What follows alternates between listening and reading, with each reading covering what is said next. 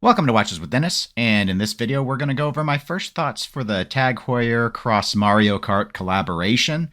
This is two watches that have just been revealed by TAG Heuer. One is a chronograph and the other is a tourbillon chronograph. So we will discuss both of these limited models.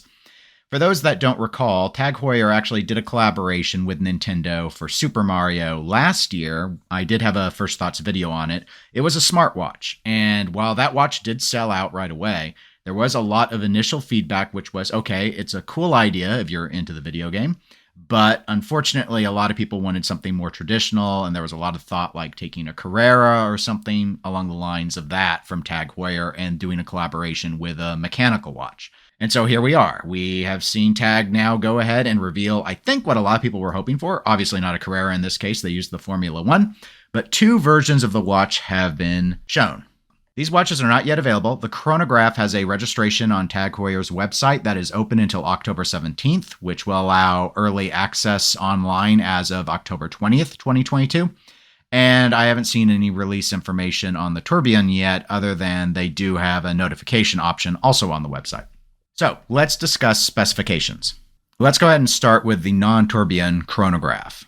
The bezel is black ceramic, and the bezel is a fixed gear tooth tachymeter. It has the Mario Kart logo, which is filled with superluminova, and it is graduated to 240 kph. The case is 44 millimeters in diameter and is made out of stainless steel. It has a solid stainless steel case back and features a checkered texture dial. It uses the vertical chronograph display, so the chronograph minutes are up towards the 12 o'clock position, and the chronograph hours are towards the 6 o'clock position. The watch's running seconds is in the sub-dial at the 9 o'clock position, which you can see the 60 position is replaced by Mario in a cart. The date window is in the 3 o'clock position, but they've modified it so that the disc on every fifth day actually displays a Mario Kart power-up.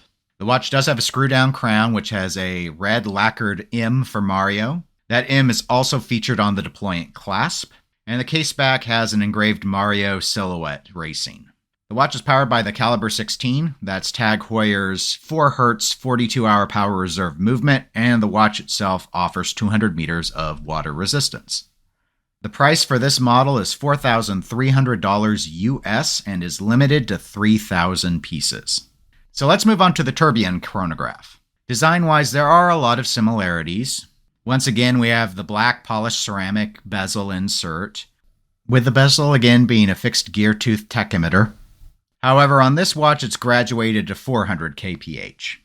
The tourbillon chronograph is a larger watch at 45 millimeters, and it's not stainless steel. Instead, it is made of grade 5 titanium.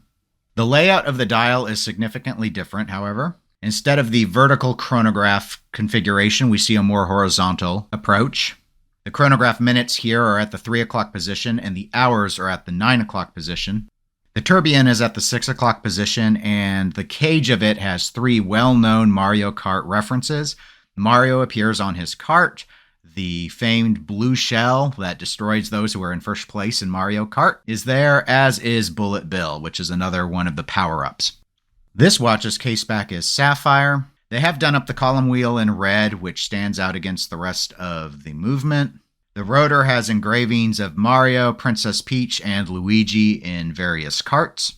This watch also features a screw-down crown with the red M for Mario. It also has the Mario Kart branding on the bezel with superluminova in it. This version only has 100 meters of water resistance and is powered by the Caliber Heuer 02T, which is also a COSC-certified movement. It runs at 4 Hz and has a power reserve of approximately 65 hours. This watch also is on a deployant buckle. And I should probably note both versions of the watch come on a shell-patterned calfskin strap with red stitching.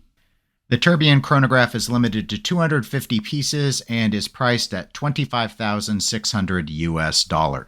So, what are my overall thoughts? In summary, brilliant move by TAG Heuer. The biggest complaint about their first collaboration with Nintendo was that it was a smartwatch. Given that smartwatch still sold out essentially immediately, it was a smart move on TAG's part. This just appeals a lot more to watch aficionados who were hoping for something mechanical, or at the very least, something that looked and behaved more traditional, even if it was powered by quartz. Here we do have two watches that are powered by mechanical movements. Overall, I personally would have preferred seeing one watch as a chronograph and one watch not, but given that the collaboration is specific to Mario Kart, a racing chronograph makes sense, and I'm just thinking more broadly in terms of Mario and less so in terms of the specific game this was tied to. Given it is tied to that specific game, this I think was the right move. Maybe it would have been nice to see something like a Formula One and a Carrera, or a Monaco. There are a lot of really creative things we could contemplate, rather than sort of two of the samey sort of watches, though the dial layouts, while the color schemes are very similar in terms of the emphasis of red for Mario, do look quite a bit different, given one not only has a tourbillon, but has an entirely different configuration of the subdials because of the movement choice versus the non-tourbillon chronograph. Overall, I think this is an excellent collaboration. I think the watch looks good even if you were to take away the Mario aspects, and I think that's what makes it work so well. Given the past performance of the prior Super Mario watch, I fully expect these things to sell out immediately. I wish you luck if you're trying to get one. I myself have played Mario Kart a little bit as a sort of party game, but I haven't really owned Nintendo consoles since these games came out, so it was always something other people had that I participated in, so I don't have the same touchstone to it as I do other Mario properties from further back to when I actually owned Nintendo devices. But regardless, it will do very, very well. Thanks so much for watching this video. If you enjoyed it, please do give it a like, and if you want to be notified when I have new videos, just click subscribe, and I wish everyone to have a really great day.